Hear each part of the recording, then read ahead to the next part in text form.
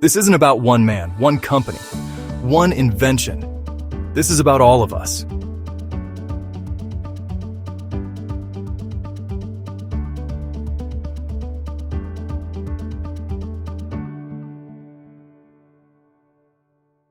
What we build today determines who gets left behind tomorrow.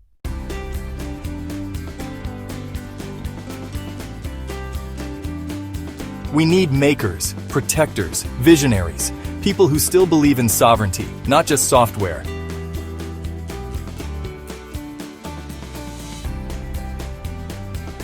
This is your call to power communities, to defend freedom, to design systems that care about people.